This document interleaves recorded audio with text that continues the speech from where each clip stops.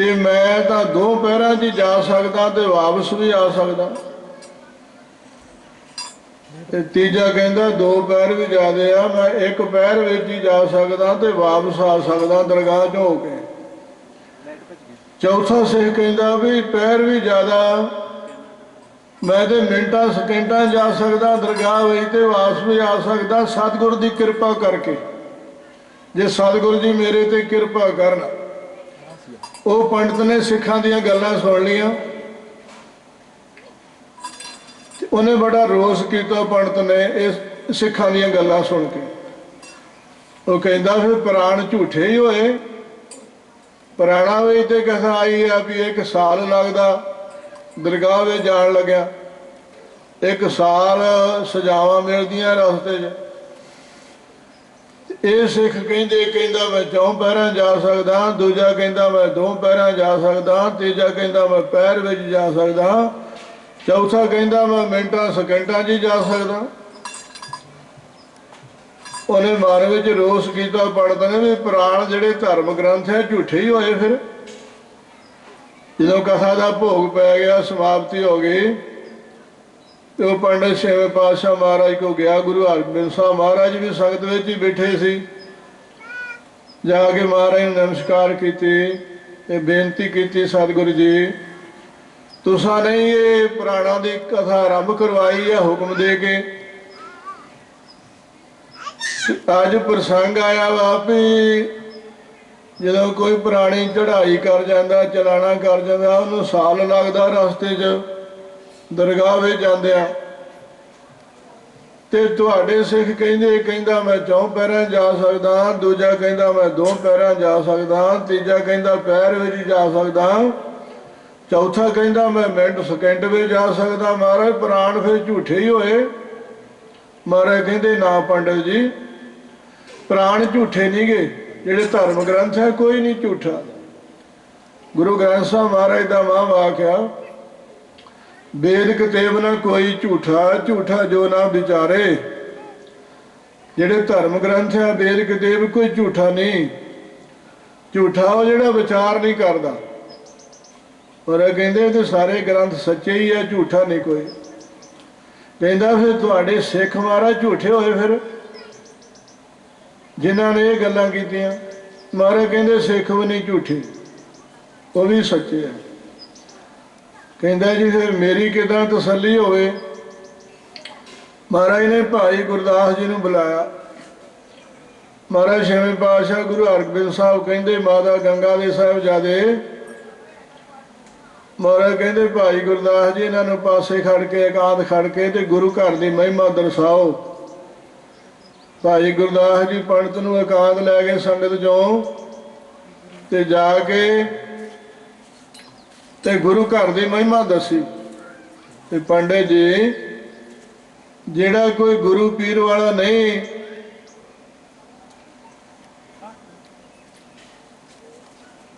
ਜਿਹੜਾ ਕੋਈ ਗੁਰੂ ਪੀਰ ਵਾਲਾ ਨਹੀਂ ਗਾ, ਜਿਹਦਾ ਕੋਈ ਗੁਰੂ ਪੀਰ ਹੀ ਨਹੀਂ, ਉਹਨੂੰ ਠੀਕ ਹੀ ਸਾਲ ਲੱਗਦਾ ਵਾ। ਜਿਹੜਾ ਗੁਰੂ ਵਾਲਾ ਨਹੀਂ ਬਣਿਆ, ਜਿਹਦਾ ਕੋਈ ਮਾਲਕ ਹੀ ਨਹੀਂ,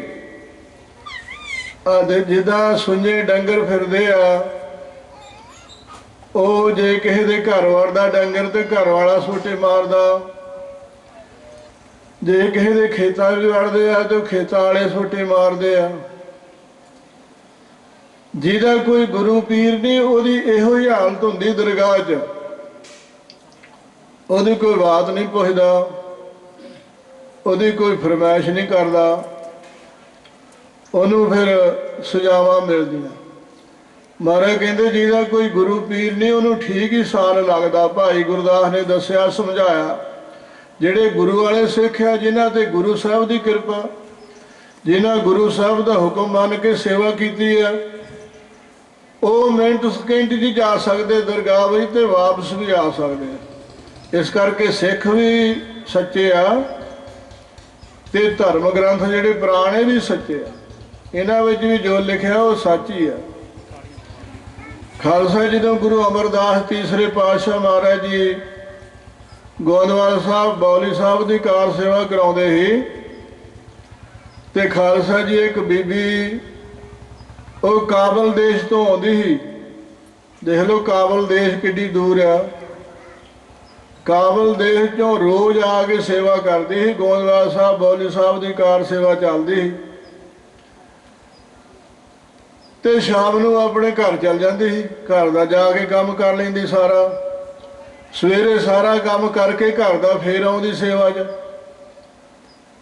ਤੇ ਆਪਣੇ ਪੁੱਤਰ ਨੂੰ ਦੁੱਧ ਚੰਗਾ ਕੇ ਤੇ ਭੰਗੂੜੇ ਵਿੱਚ ਪਾ ਆਉਂਦੀ। ਜਦੋਂ ਕਿਤੇ ਉਹਨੂੰ ਜਾਗ ਆ ਜਾਂਦੀ, ਬੱਚੇ ਨੂੰ ਬੱਚਾ ਰੋਣ ਲੱਗ ਜਾਂਦਾ, ਉਹ ਬੀਬੀ ਟੋਕਰਾ ਰੱਖ ਕੇ ਬਹਿ ਕੇ ਤੇ ਬਾਹਾਂ ਦਾ ਹਲਾਰਾ ਦਿੰਦੀ। ਇਸ ਤਰ੍ਹਾਂ ਬਾਹਾਂ ਦਾ ਹਲਾਰ ਦਿੰਦੀ ਤੇ ਭੰਗੂੜਾ ਚੱਲ ਪੈਂਦਾ, ਹਿੱਲ ਪੈਂਦਾ ਤੇ ਉਹ ਬੱਚਾ ਫੇਰ ਸੌ ਜਾਂਦਾ।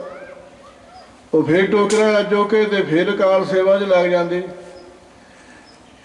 ਤੇ ਜਦੋਂ ਸ਼ਾਮਾਂ ਪੈਂਦੀਆਂ ਸੇਵਾ ਦੀ ਸਮਾਪਤੀ ਹੁੰਦੀ ਉਹ ਫੇਰ ਇੱਥੋਂ ਅੱਖਾਂ ਮੀਟਦੀ ਤੇ ਕਾਬਲ ਦੇਸ਼ ਆਪਣੇ ਘਰ ਪਹੁੰਚ ਜਾਂਦੇ ਤੇ ਆਪਣੇ ਘਰ ਦਾ ਜਾ ਕੇ ਫਿਰ ਸਾਰਾ ਕੰਮ ਕਰ ਲੈਂਦੇ। ਸੰਗਤ ਨੇ ਪੁੱਛਿਆ, ਮਹਾਰਾਜ ਜੀ, ਗੁਰੂ ਅਮਰਦਾਸ ਨੂੰ ਪੁੱਛਿਆ, ਮਹਾਰਾਜ ਜੀ ਇੱਕ ਬੀਬੀ ਆ ਉਹ ਸੇਵਾ ਕਰਨ ਆਉਂਦੀ ਆ, ਜਦੋਂ ਆਉਂਦੀ ਉਦੋਂ ਵੀ ਨਹੀਂ ਪਤਾ ਲੱਗਦਾ ਵੀ ਕਿੱਥੋਂ ਆਈ ਆ, ਜਦੋਂ ਜਾਣ ਲੱਗ ਜੇ ਉਦੋਂ ਵੀ ਨਹੀਂ ਪਤਾ ਲੱਗਦਾ ਵੀ ਕਿੱਥੇ ਚੱਲ ਜਾਂਦੀ ਹੈ। ਤੇ ਕਈ ਵਾਰ ਟੋਕਰਾ ਰੱਖ ਕੇ ਤੇ ਬਾਹਾਂ ਦਾ ਹੱਥਾਂ ਦਾ ਹਲਾਰਾ ਦਿੰਦੀ ਆ। ਇਹ ਮਹਾਰਾਜ ਕੀ ਕਾਰਨ ਆ? ਗੁਰੂ ਅਮਰਦਾਸ ਮਹਾਰਾਜ ਜੀ ਜਾਣੀ ਜਾਣ ਘਟ ਘਟ ਕੇ ਅੰਤਰ ਕੀ ਜਾਣਤ, ਭਲੇ ਬੁਰੇ ਕੀ ਪੀਰ ਪਛਾਨਤ। ਸਤਿਗੁਰੂ ਜੀ ਅੰਤਰ ਜਾਮੇ ਆ। ਸਤਿਗੁਰੂ ਜੀ ਨੇ ਦੱਸਿਆ ਸਾਧ ਸੰਗਤ ਜੀ ਇਹ ਬੀਬੀ ਕਾਬਲ ਦੇਸ਼ 'ਚ ਆਉਂਦੀ ਆ। ਇਹ ਪਤੀ ਵਰਤਾ ਇਸਤਰੀ ਆ। ਇਹਨੇ ਆਪਣੇ ਪਤੀ ਵਰਤਾ ਨੂੰ ਧਰਮ ਨੂੰ ਆਪਣੇ ਧਰਮ ਨੂੰ ਪੱਕਾ ਰੱਖਿਆ ਵਾ।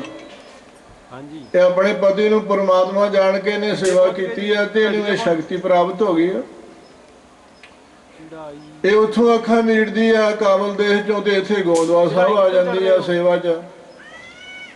ਜੇ ਬੱਚਾ ਰੋਣ ਲੱਗ ਜਾਂਦਾ ਤੇ ਉਹਦਾ ਬੈਠ ਕੇ ਹਲਾਰਾ ਦਿੰਦੀ ਆ ਹੱਥਾਂ ਦਾ ਬਾਹਾਂ ਦਾ ਤੇ ਉਹ ਭੰਗੂੜਾ ਚੱਲ ਪੈਂਦਾ, ਫੇਰ ਬੱਚਾ ਸੌ ਜਾਂਦਾ, ਫੇਰ ਸੇਵਾ 'ਚ ਲੱਗ ਜਾਂਦੀ ਆ।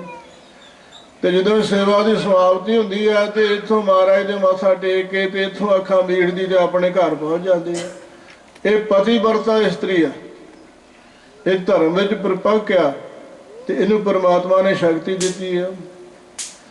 ਏਦਾਂ ਜਿਨ੍ਹਾਂ ਗੁਰਸਿੱਖਾਂ ਨੇ ਸੇਵਾ ਕੀਤੀ ਸੀ ਬੌਲੀ ਸਾਹਿਬ ਦੀ, ਜਦੋਂ ਬੌਲੀ ਸਾਹਿਬ ਸੰਪੂਰਨਤਾ ਹੋ ਗਈ ਤੇ ਗੁਰੂ ਅਮਰਦਾਸ ਮਹਾਰਾਜ ਨੇ 22 ਮੰਜੀਆਂ ਬਖਸ਼ੀਆਂ।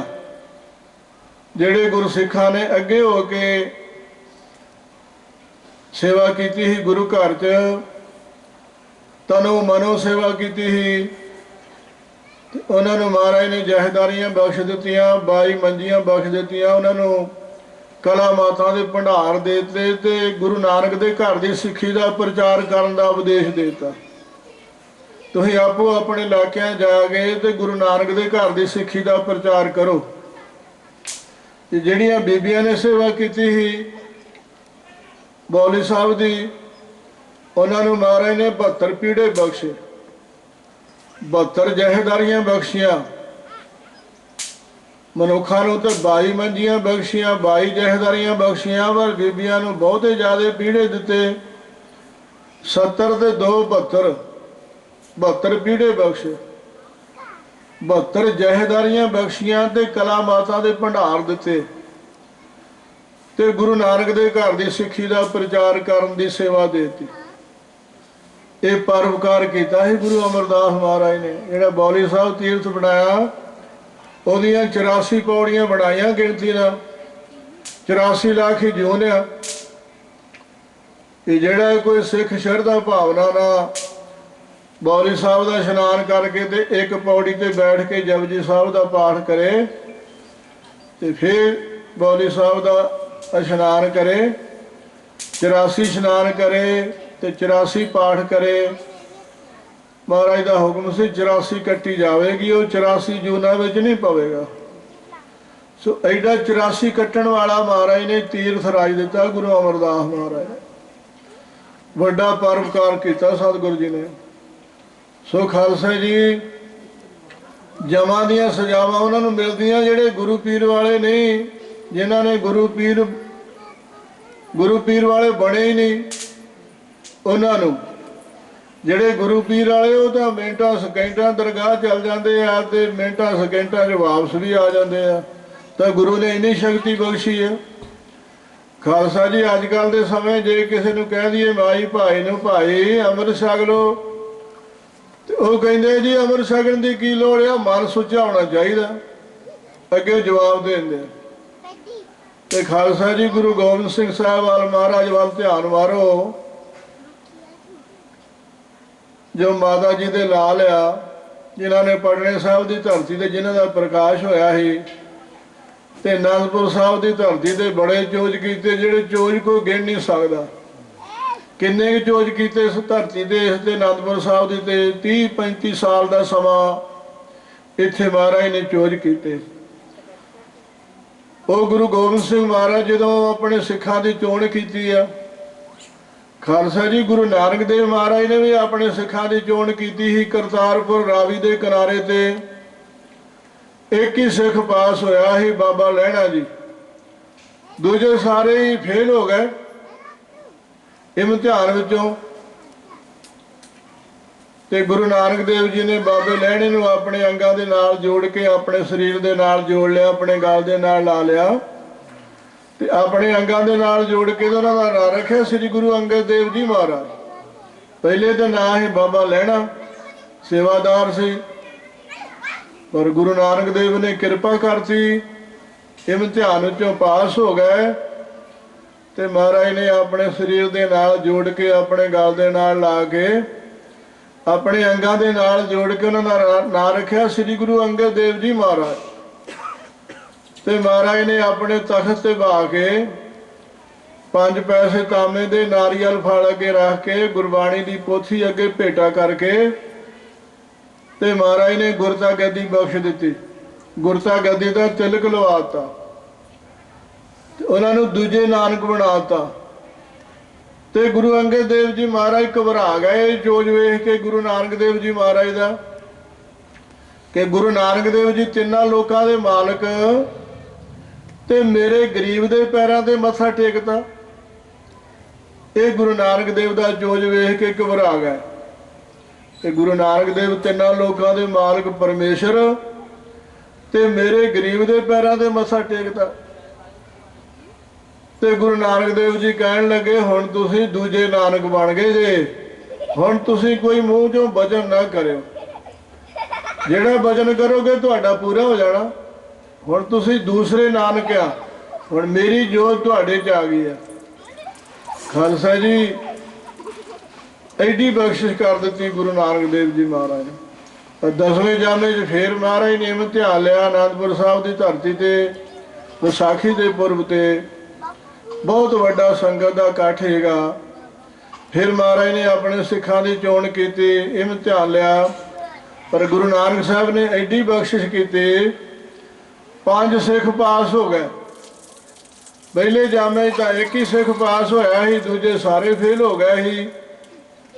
ਪਰ 10ਵੇਂ ਜਾਮੇ 'ਚ ਖਾਲਸਾ ਜੀ 5 ਸਿੱਖ ਪਾਸ ਹੋ ਗਏ। ਉਹਨਾਂ ਨੇ ਗੁਰੂ ਗੋਬਿੰਦ ਸਿੰਘ ਮਹਾਰਾਜ ਨੇ ਖੰਡੇ ਬਾਟੀ ਦਾ ਅੰਮ੍ਰਿਤ ਛਕਾ ਕੇ ਉਹਨਾਂ ਦਾ ਨਾਮ ਸਿੰਘ ਰੱਖਿਆ। ਜਿੱਥੇ ਦਇਆ ਰਾਮ ਸੀ ਉੱਥੇ ਦਇਆ ਸਿੰਘ ਰੱਖਿਆ, ਜਿੱਥੇ ਧਰਮ ਚੰਦ ਸੀ ਉੱਥੇ ਨਾਂ ਰੱਖਿਆ ਧਰਮ ਸਿੰਘ। ਤੇ ਖਾਲਸਾ ਜੀ ਉਹਨਾਂ ਨੂੰ 5 ਪਿਆਰਿਆਂ ਦੀ ਪਦਵੀ ਦੇ ਦਿੱਤੀ, ਗੁਰੂ ਦੀ ਪਦਵੀ ਦੇ ਦਿੱਤੀ ਕਿ 5 ਸਿੰਘ 5 ਪਿਆਰੇ ਆ ਤੇ ਇਹ ਗੁਰੂ ਦਾ ਸਰੂਪ ਆ। ਤੇ ਆਪ ਉਹਨਾਂ ਨੂੰ ਗੁਰੂ ਪਦਵੀ ਦੇ ਕੇ ਤੇ ਚੇਲੇ ਬਣ ਕੇ ਆਪ ਅੰਮ੍ਰਿਤ ਛਕਿਆ। ਹੁਣ ਗੁਰੂ ਗੋਬਿੰਦ ਸਿੰਘ ਮਹਾਰਾਜ ਧਿਆਨ ਮਾਰੀਏ ਕਿ ਉਹਨਾਂ ਦਾ ਮਨ ਸੁੱਚਾ ਨਹੀਂ ਸੀ। ਅੱਜ ਕੱਲ੍ਹ ਦੇ ਕਿਸੇ ਨੂੰ ਕਹਿ ਦਈਏ ਭਾਈ ਅੰਮ੍ਰਿਤ ਛਕ ਲਓ, ਉਹ ਕਹਿੰਦੇ ਜੀ ਮਨ ਹੀ ਸੁੱਚਾ ਹੋਣਾ ਚਾਹੀਦਾ, ਅੰਮ੍ਰਿਤ ਛਕਣ ਦੀ ਤਾਂ ਲੋੜ ਕੋਈ ਨਹੀਂ। ਤੇ 10ਵੇਂ ਪਾਤਸ਼ਾਹ ਵੱਲ ਧਿਆਨ ਮਾਰੋ ਕਿ ਉਹਨਾਂ ਦਾ ਮਨ ਸੁੱਚਾ ਨਹੀਂ ਸੀ, ਜਿਨ੍ਹਾਂ ਨੇ ਆਪ ਆਪਣੇ ਕਰ ਕਮਲਾਂ ਨਾਲ ਅੰਮ੍ਰਿਤ ਤਿਆਰ ਕਰਕੇ 5 ਸਿੱਖਾਂ ਨੂੰ ਛਕਾਇਆ ਤੇ 5 ਪਿਆਰਿਆਂ ਦੀ ਪਦਵੀ ਦੇ ਦਿੱਤੀ, ਗੁਰੂ ਦੀ ਪਦਵੀ ਦੇ ਦਿੱਤੀ ਤੇ ਆਪ ਚੇਲੇ ਬਣ ਕੇ 5 ਪਿਆਰਿਆਂ ਤੋਂ ਅੰਮ੍ਰਿਤ ਛਕਿਆ। ਤਾਂ ਹੀ ਭਾਈ ਗੁਰਦਾਸ ਜੀ ਹੋਏ ਨੇ ਭੱਲਿਆਂ ਦੀ ਕੁਲ ਚੋਂ, ਉਹਨਾਂ ਨੇ 40 ਵਾਰਾਂ ਲਿਖੀਆਂ। ਪਰ ਜਿਹੜੀ 41ਵੀਂ ਵਾਰ ਆ ਉਹ 52 ਕਵੀਆਂ ਵਿੱਚ ਹੋਏ ਗੁਰਦਾਸ ਸਿੰਘ ਜੀ, ਜਿਹੜੇ ਮਹਾਰਾਜ ਦਸਮ ਪਾਤਸ਼ਾਹ ਦੇ ਪਾਸ 52 ਕਵੀ ਤੇ ਬਹੁਤੇ ਸੀ, ਪਰ ਜਿਹੜੇ ਕਵੀਆਂ ਦੇ ਮੁਖੀ ਸੀ ਜਹੇਦਾਰ, ਉਹਨਾਂ ਦੇ ਨਾਂ ਇਤਿਹਾਸ ਵਿੱਚ ਜ਼ਿਕਰ ਆਉਂਦਾ ਕਿ ਉਹ 52 ਕਵੀ ਸੀ। ਮਹਾਰਾਜ ਉਹਨਾਂ ਕੋਲੋਂ ਕਵਿਤਾਵਾਂ ਸੁਣਦੇ ਹੁੰਦੇ ਸੀ ਤੇ ਬੜੇ ਬੜੇ ਇਨਾਮ ਦੇ ਦਿੰਦੇ ਉਹਨਾਂ ਨੂੰ ਖੁਸ਼ੀ ਦੇ ਘਰ ਜਾ ਕੇ। ਇੱਕ ਕਵੀ ਦੀ ਕਵਿਤਾ ਸੁਣ ਕੇ ਮਹਾਰਾਜ ਨੇ ਹਾਥੀ ਨਾਮ ਦੇ ਦਿੱਤਾ, ਹਾਥੀ ਦੇ ਦਿੱਤਾ, ਹਾਥੀ ਤੇ ਚੜ੍ਹ ਕੇ ਆਇਆ ਕਰ ਜਦੋਂ ਗੁਰੂ ਦਰਬਾਰ ਵਿੱਚ ਆਉਣਾ। ਉਹ ਦੂਜੇ ਕਵੀਆਂ ਨੇ ਉਹਨੂੰ ਵਧਾਈਆਂ ਦਿੱਤੀਆਂ, ਕਹਿੰਦੇ ਤੈਨੂੰ ਵੀ ਵਧਾਈਆਂ ਹੋਣ, ਮੁਬਾਰਕਾਂ ਹੋਣ, ਤੈਨੂੰ ਗੁਰੂ ਸਾਹਿਬ ਨੇ ਹਾਥੀ ਦਿੱਤਾ। ਉਹ ਕਵੀ ਕਹਿਣ ਲੱਗਾ ਹਾਥੀ ਤੇ ਮੈਨੂੰ ਦੇ ਦਿੱਤਾ, ਮੈਂ ਰਜਾਉਣਾ ਕਿੱਥੋਂ ਆ? ਹਾਥੀ ਦੀ ਖੁਰਾਕ ਬਹੁਤ ਹੁੰਦੀ ਆ, ਮੈਨੂੰ ਹਾਥੀ ਤੇ ਗੁਰੂ ਸਾਹਿਬ ਨੇ ਦੇ ਦਿੱਤਾ, ਮੈਂ ਰਜਾਊਂ ਕਿੱਥੋਂ? ਗੁਰੂ ਸਾਹਿਬ ਨੂੰ ਪਤਾ ਲੱਗਾ ਤੇ ਗੁਰੂ ਸਾਹਿਬ ਨੇ ਜਗੀਰ ਦੇਤੀ, ਜ਼ਮੀਨ ਦੇਤੀ ਵੀ ਇਹਦੇ ਵਿੱਚੋਂ ਹਾਥੀ ਨੂੰ ਵੀ ਛਕਾ ਤੇ ਆਪ ਵੀ ਛਕ। ਐਡੇ ਵੱਡੇ ਦਾਤੇ ਸਤਿਗੁਰੂ। ਤੇ ਖਾਲਸਾ ਜੀ ਇੱਕ ਗੁਰਦਾਸ ਸਿੰਘ ਹੋਇਆ 52 ਕਵੀਆਂ ਚੋਂ, ਉਹਨੇ 41ਵੀਂ ਵਾਰ ਲਿਖੀ ਆ। ਉਹ ਲਿਖਦੇ ਆ, ਵਹ ਪ੍ਰਗਟਿਓ ਮਰਦ ਅਗੰਬੜਾ, ਵਹ ਪ੍ਰਗਟਿਓ ਮਰਦ ਅਗੰਬੜਾ, ਵਰਿਆਮ ਅਕੇਲਾ, ਵਹ ਪ੍ਰਗਟਿਓ ਮਰਦ ਅਗੰਬੜਾ, ਵਰਿਆਮ ਅਕੇਲਾ, ਵਾਹ ਵਾਹ ਗੋਬਿੰਦ ਸਿੰਘ ਆਪੇ ਗੁਰ ਚੇਲਾ, ਵਾਹੋ ਵਾਹੋ ਗੋਬਿੰਦ ਸਿੰਘ ਆਪੇ ਗੁਰ ਚੇਲਾ। ਆਪ ਹੀ ਗੁਰੂ ਸਰੂਪ ਹੋ ਕੇ ਖੰਡੇ ਬਾਟੇ ਦਾ ਅੰਮ੍ਰਿਤ ਤਿਆਰ ਕੀਤਾ ਤੇ 5 ਸਿੱਖਾਂ ਨੂੰ ਸਿਖਾਇਆ, ਉਹਨਾਂ ਨੂੰ 5 ਪਿਆਰਿਆਂ ਦੀ ਪਦਵੀ ਦੇ ਦਿੱਤੀ, ਗੁਰੂ ਦੀ ਪਦਵੀ ਦੇ ਦਿੱਤੀ। ਆਪ ਚੇਲੇ ਬਣ ਕੇ 5 ਪਿਆਰਿਆਂ ਕੋ ਅੰਮ੍ਰਿਤ ਛਕਿਆ ਤੇ ਮਰਜ਼ਾਦਾ ਚਲਾਈ।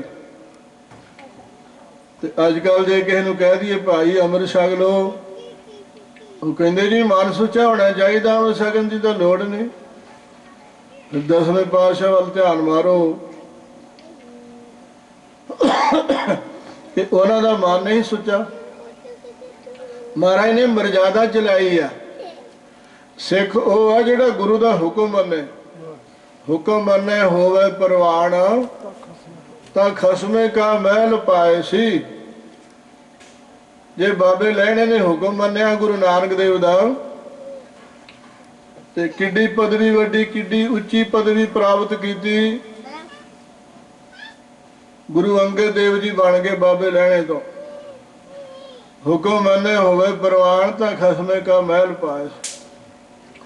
ਜਿਹੜਾ ਸਿੱਖ ਗੁਰੂ ਦਾ ਹੁਕਮ ਮੰਨਦਾ ਵਾ ਉਹਦੇ ਤੇ ਗੁਰੂ ਸਾਹਿਬ ਦੀ ਖੁਸ਼ੀ ਹੁੰਦੀ ਹੈ। ਜਿਹੜਾ ਕੋਈ ਬੱਚਾ ਆਪਣੇ ਮਾਤਾ ਪਿਤਾ ਦਾ ਹੁਕਮ ਨਹੀਂ ਮੰਨਦਾ ਉਹਦੇ ਤੇ ਮਾਤਾ ਪਿਤਾ ਦੀ ਖੁਸ਼ੀ ਨਹੀਂ ਹੁੰਦੀ। ਜਿਹੜਾ ਬੱਚਾ ਆਪਣੇ ਮਾਤਾ ਪਿਤਾ ਦਾ ਸਤਿਕਾਰ ਕਰਦਾ, ਹੁਕਮ ਮੰਨਦਾ, ਉਹਦੇ ਤੇ ਮਾਤਾ ਪਿਤਾ ਖੁਸ਼ੀ ਹੁੰਦੇ ਆ। ਇਹ ਸਾਡਾ ਬੱਚਾ ਲਾਇਕ ਆ। ਖਾਲਸਾ ਜੀ ਇੱਕ ਮਾਨ ਧਾਤਾ ਰਾਜਾ ਹੋਇਆ ਵਾ, ਸਾਰੀ ਦੁਨੀਆ ਦਾ ਉਹਦਾ ਰਾਜ ਸੀਗਾ। ਸ਼ਮੇਰ ਪਰਬਤ ਤੱਕ ਉਹਦਾ ਰਾਜ ਸੀ। ਇਹ ਨਹੀਂ ਵੀ ਆ ਕੋਈ ਅਮਰੀਕਾ ਦੇਸ਼ ਆ ਤੇ ਆ ਇੰਗਲੈਂਡ ਆ ਤੇ ਆ ਕੈਨੇਡਾ ਵਾ, ਨਾ, ਸਾਰੀ ਦੁਨੀਆ ਤੇ ਉਹਦਾ ਰਾਜ ਸੀ, ਸਾਰੇ ਸਮੁੰਦਰਾਂ ਤੇ ਉਹਦਾ ਰਾਜ ਸੀ। ਸ਼ਮੇਰ ਪਰਬਤ ਤੱਕ ਰਾਜ ਸੀਗਾ ਉਹ ਮਾਨ ਧਾਤਾ ਰਾਜੇ ਦਾ। ਉਹਦਾ ਨਾਮ ਗੁਰੂ ਗ੍ਰੰਥ ਸਾਹਿਬ ਵਿੱਚ ਵੀ ਆਇਆ। ਭੱਟ ਕਥਨ ਕਰਦੇ ਨੇ, ਮਾਨ ਧਾਤਾ ਗੁਣ ਰਵਾ ਜਿਨ ਚੱਕਰ ਵੈ ਕਹਾਇਓ। हे ਮਹਾਰਾਜ ਗੁਰੂ ਅਰਜਨ ਦੇਵ ਜੀ ਮਹਾਰਾਜ, ਮਾਨ ਧਾਤਾ ਰਾਜਾ ਵੀ ਤੁਹਾਡੇ ਗੁਣਾਂ ਨੂੰ ਗਾ ਰਿਹਾ ਜਿਹਨੇ ਚੱਕਰਵਰਤੀ ਰਾਜਾ ਕਹਾਇਆ, ਜਿਹਦਾ ਹੁਕਮ ਸਾਰੀ ਦੁਨੀਆ ਤੇ ਚੱਲਦਾ ਹੈ। ਉਹਦੇ 4 ਪੁੱਤਰ ਸੀ ਰਾਜੇ ਦੇ, ਮਾਨ ਧਾਤਾ ਦੇ। ਇੱਕ ਦਿਨ ਉਹਨੇ ਕਚਹਿਰੀ ਲਾਈ ਤੇ ਆਪਣੇ ਵਜ਼ੀਰ ਸੱਦੇ, ਜਰਨੈਲ ਸੱਦੇ, ਵੱਡੇ ਅਹੁਦਿਆਂ ਵਾਲੇ ਸੱਦੇ ਤੇ ਕਹਿਣ ਲੱਗਾ ਦੱਸੋ ਬਈ ਮੇਰੇ 4 ਪੁੱਤਰ ਆ, ਮੈਂ ਕਿਹਨੂੰ ਰਾਜ ਦੇਵਾਂ, ਅੱਗੇ ਮੈਂ ਰਾਜਾ ਕਿਹਨੂੰ ਬਣਾਵਾਂ। ਉਹ ਸਾਰੇ ਜਰਨੈਲ, ਬੜੇ ਬੜੇ ਅਹੁਦਿਆਂ ਵਾਲੇ ਵਜ਼ੀਰ, ਉਹ ਕਹਿਣ ਲੱਗੇ ਬਾਦਸ਼ਾਹ ਜੇ ਅਸੀਂ ਕਹਿਤਾ ਨਾ ਇਹਨੂੰ ਰਾਜਾ ਬਣਾ ਦਿਓ ਤੇ ਦੂਜਿਆਂ ਨੇ ਨਾਰਾਜ਼ ਹੋ ਜਾਣਾ ਕਿ ਤੁਸੀਂ ਇਹਦੀ ਗੱਲ ਕੀਤੀ, ਸਾਡੀ ਨਹੀਂ ਕੀਤੀ। ਰਾਜਾ ਜੀ ਤੁਸੀਂ ਪਰਖ ਲਓ, ਜਿਹੜਾ ਪਰਖ ਵਿੱਚ ਪੂਰਾ ਹੋਵੇ ਉਹਨੂੰ ਤੁਸੀਂ ਰਾਜਾ ਬਣਾ ਦਿਓ। ਕਿਸੇ ਨੂੰ ਕੋਈ ਇਸ ਗੱਲ ਦਾ ਕੋਈ ਇਤਰਾਜ਼ ਨਹੀਂ ਹੋਵੇਗਾ। ਤੇ ਰਾਜੇ ਦੇ ਇਹ ਗੱਲ ਮੰਨਣ ਚ ਆ ਗਏ ਕਿ ਜਿਹੜੇ ਵਜ਼ੀਰ ਹੁੰਦੇ ਆ ਨਾ, ਉਹ ਵਜ਼ੀਰ ਦੀ ਸਲਾਹ ਮੰਨਦਾ ਵਾ ਰਾਜਾ। ਜੋ ਵਜ਼ੀਰ ਨੇ ਕਹਿਤਾ ਉਹਨੇ ਰਾਜੇ ਨੇ ਮੰਨ ਲੈਣਾ। ਵਜ਼ੀਰ ਬੜੇ ਸਿਆਣੇ ਨੂੰ ਬਣਾਉਂਦੇ ਆ, ਜਿਹੜਾ ਬੜਾ ਦਿਮਾਗੀ ਹੋਵੇ, ਬੜਾ ਪੜ੍ਹਿਆ ਲਿਖਿਆ ਹੋਵੇ, ਉਹਨੂੰ ਵਜ਼ੀਰ ਬਣਾਉਂਦੇ ਰਾਜੇ ਨੂੰ ਸਲਾਹ ਦੇਣੀ ਹੁੰਦੀ ਹੈ ਵਜ਼ੀਰ ਨੇ। ਵਜ਼ੀਰਾਂ ਨੇ ਵੀ ਇਹ ਸਲਾਹ ਦਿੱਤੀ, ਮੁਖੀਆਂ ਨੇ ਵੀ ਸਲਾਹ ਦਿੱਤੀ ਵੀ ਤੁਸੀਂ ਪਰ